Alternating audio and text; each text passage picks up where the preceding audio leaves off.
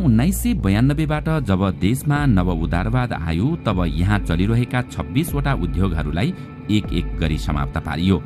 सबैभन्दा पहिला त देशको लगभग 50% जुत्ताको माग पूर्ति गर्ने बाँसबारी छाला जुत्ता कारखाना समाप्त पारियो, जसका कारण हजारौं कामदार बेरोजगार बन्न पुगे भने देश छाला जुत्तामा आयातमुखी बन्न पुग्यो। यसैगरी 67% कागजको माग पूर्ति गर्ने देशकै महत्त्वपूर्ण भ्रिकुटी कागज कारखाना समाप्त भएसँगै यसले पनि देशको अर्को आर्थिक क्षेत्रमा वज्रपात निम्तियो। जबकि भ्रिकुटी कागज कारखानाले उत्पादन गरेको कागज बंगलादेश र इन्डोनेसियाले समेत कार्ड र नोट छाप्न आयात गर्ने गर्दथे। त्यो कागज धेरै स्तरीय थियो। बंगलादेशले विशेष प्रकारका कार्ड छाप्नका लागि नेपालमा उत्पादन भएको कागज प्रयोग गर्दथ्यो। त्यो कारखाना समाप्त पारिएपछि अर्घाखाँची, गुल्मी, गोर्खा, पाल्पा, स्याङ्जा लगायत जिल्लाका बाबियो उत्पादन गरेर धनी हुन लागेका किसानको गरिखाने बाटो नै बन्द भयो। देश लगभग औद्योगिकीकरणमा गइसकेको थियो। त्यसलाई ध्वस्त पार्न निजीकरणका नाममा नाफामा चलेका बालाजु औद्योगिक क्षेत्र अनि हेटोडा औद्योगिक क्षेत्रका कपडा उद्योगहरूलाई समाप्त पारियो। यसले पनि देशको ठूलो मात्रामा कपडाको मागलाई पूर्ति गर्दथ्यो। यसैगरी सस्तोमा सामान ढुवानी गर्ने हेटौडादेखि काठमाडौँसम्मको रोपवे समाप्त पारियो। त्यसपछि विराटनगर जुट मिल समाप्त पारियो, जनकपुरको सुर्ती उद्योग समाप्त पारियो, कोहलपुरको कटन खेती र उद्योग समाप्त पारियो, बुटवलको धागो उद्योग समाप्त पारियो। पूर्ण गतिमा सञ्चालनमा रहेका उद्योग धन्दा एकपछि अर्को गर्दै ध्वस्त पारियो। विराटनगरका जुट मिल बन्द भएपछि झापा, मोरङ, सुनसरी र उदयपुरसम्मका सनपाट उत्पादन गर्ने किसानको रोजीरोटी नै बन्द हुन पुग्यो, जहाँबाट मानिसहरूले मनग्गे पैसा कमाइरहेका थिए।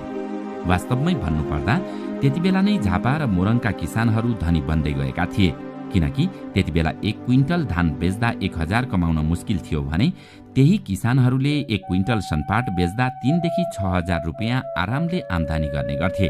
त्यसकारण उनीहरू एकपटक धान खेती गर्ने गर्दथे भने एकपटक सनपाट खेती गर्ने गर्दथे। ती उद्योग बन्द भएपछि सनपाट खेती पनि समाप्त भयो। उद्योग बन्द गराउने काम जानाजानी गराइएको थियो।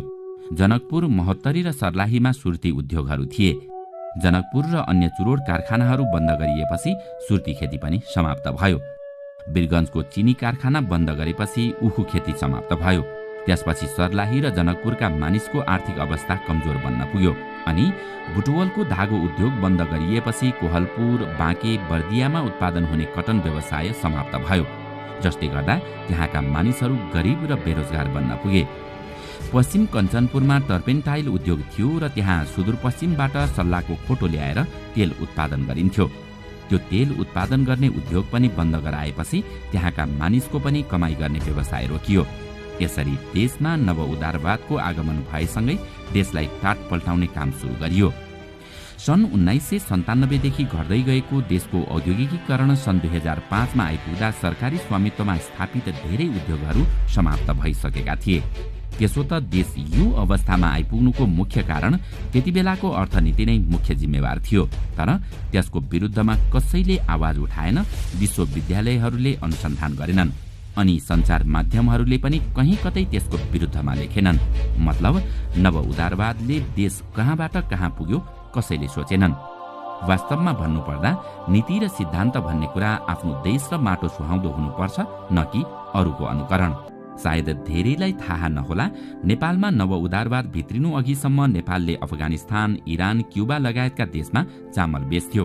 त्यति बेलासम्म पनि हामी तरकारी बाहिर पठाउँथ्यौं, मासु विदेशमा निर्यात गर्दथ्यौं। हो, त्यति बेला नेपालमा पञ्चायतको शासन थियो। त्यति बेला वाक स्वतन्त्रता थिएन, तर हामी हाम्रै घरेलु उत्पादनमा निर्भर थियौं। नव उदारवादपछि देशमा अनेक थरी राजनीति भित्रियो। जनताले लोकतन्त्र त ल्याए, तर देश झनै छाडातन्त्रमा गयो, जसले जति बेला जे बोले पनि हुन्छ भन्ने भयो, बोलीको कुनै महत्त्व रहेन। जसले जे गर्दा पनि हुन्छ भन्ने भयो, कसैको नियन्त्रणमा कोही रहेन। नव उदारवादको असर देशको घरेलु उत्पादन समाप्त हुन पुग्यो। राज्यको मुख्य आय नै विदेशी वस्तुमाथि लगाइने कर बन्न पुग्यो, जसको असर नागरिकहरूले एउटै वस्तुमा कैयौं पटक कर तिर्नुपर्ने अवस्थाको सिर्जना भयो। नव उदारवादको असर यस्ता राजनीतिक दल आफ्नो फाइदाका लागि आफ्नो विचारधारा डस्टबिनमा फ्याँक्न तयार भए। यस्तो लाग्छ कुनै समय उनीहरूको नारा समाजवाद र साम्यवाद फगत जनताका अघि राखिएको बिक्रीको माल थियो। जब उनीहरू सत्तामा पुगे तब उनीहरूको विचारधारा एकाएक तुहिन पुग्यो। यसको ताजा उदाहरण त हामीले पछिल्ला गठबन्धनहरू नै देख्न सक्छौं। कांग्रेसले समाजवादको राजनीति समाप्त पार्यो भने कम्युनिस्टले मार्क्सवाद लेनिनवादको विचारधारा नै बिर्सिन पुगे। न आज कांग्रेससँग आफ्नो विचारको बीच छ, न त यता कम्युनिस्टसँग विचारको बल नै छ। यी विचारहीन जत्थाहरू गठबन्धन गरेर निर्वाचनमा गए र फेरि देश र जनताहरूलाई झुक्क्याए। आज आफूलाई कांग्रेस र कम्युनिस्ट भनेर गर्जिनेहरू सबका सब एक हुन्।